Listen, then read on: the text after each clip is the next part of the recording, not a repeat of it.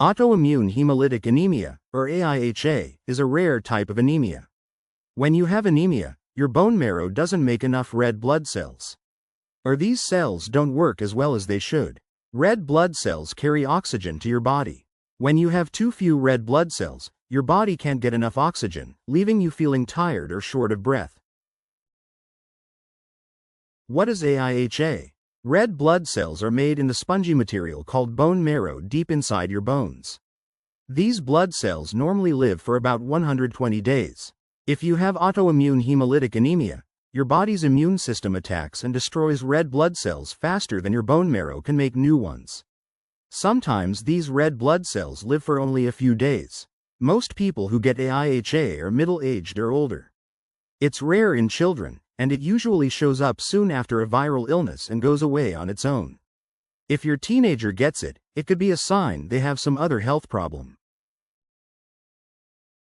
Types of AIHA. Autoimmune hemolytic anemia is classified in a few different ways. Primary AIHA appears by itself. Secondary AIHA affects you because you have another illness. The disease is also classified by the temperature at which red blood cells are damaged. Warm antibody hemolytic anemia. The immune reaction takes place at or above normal body temperature. Cold antibody hemolytic anemia.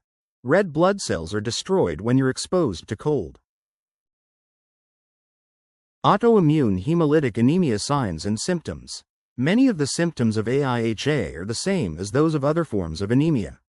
You may have chills, fast heartbeat, known as tachycardia, pale skin that may start to yellow, shortness of breath, weakness and fatigue, chest pain, yellow skin or whites of the eyes, dark urine, a feeling of abdominal fullness related to an enlarged spleen.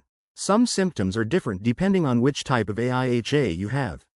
With cold antibody hemolytic anemia, you may also notice cold hands and feet, bluish or reddish color in hands and feet, headache, digestive problems, pain in the back and legs.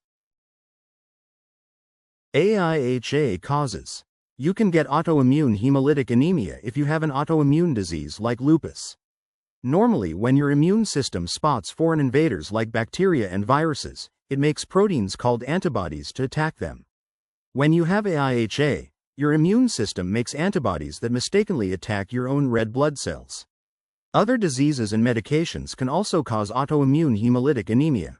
Some of these are cancers, including chronic lymphocytic leukemia and non-Hodgkin's lymphoma, infections like Mycoplasma pneumoniae, medicines such as penicillin, methyldopa, quinine, and sulfonamides, viruses such as Epstein-Barr virus, cytomegalovirus, HIV, and hepatitis.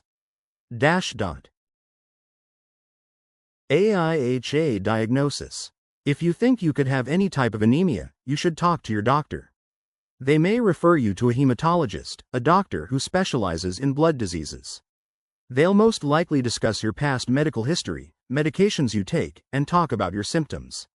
They'll also request a blood test called a complete blood count, or CBC, to look for signs of anemia.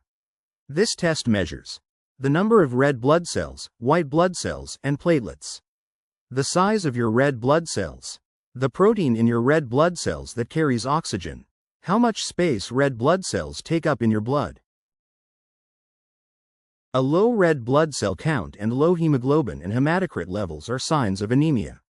If your CBC test results point to anemia, the doctor might want to do more tests. You might get one of these, reticulocyte count. This measures the number of young red blood cells in your body.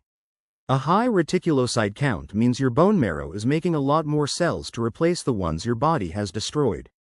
Coombs test. The doctor will do this test to see if your body is making antibodies against red blood cells. Peripheral smear. Your doctor will check your red blood cells under a microscope for signs of blood cell destruction. Bilirubin test. Levels of this substance rise when blood cells are destroyed. Haptoglobin test. This protein clears debris from damaged red cells out of the bloodstream. Levels will be low when it's being used heavily. Cold agglutinin titer. The doctor may test your level of these antibodies that attack red blood cells at cold temperatures. Autoimmune hemolytic anemia treatment. If you have a disease like lupus that's causing your anemia, your doctor will treat it first. If a medication is the cause, you'll likely have to stop taking that medicine. If your AIHA is mild, you may not need treatment. Doctors usually first prescribe steroids, such as hydrocortisone or prednisone, to stop your immune system from attacking your red blood cells. A medicine called rituximab may make steroids work even better. If you don't improve, you may need surgery to remove your spleen. That's where much of the destruction of red blood cells takes place. Other medicines such as azathioprine and cyclophosphamide can be used to suppress the immune system. You may need a blood transfusion.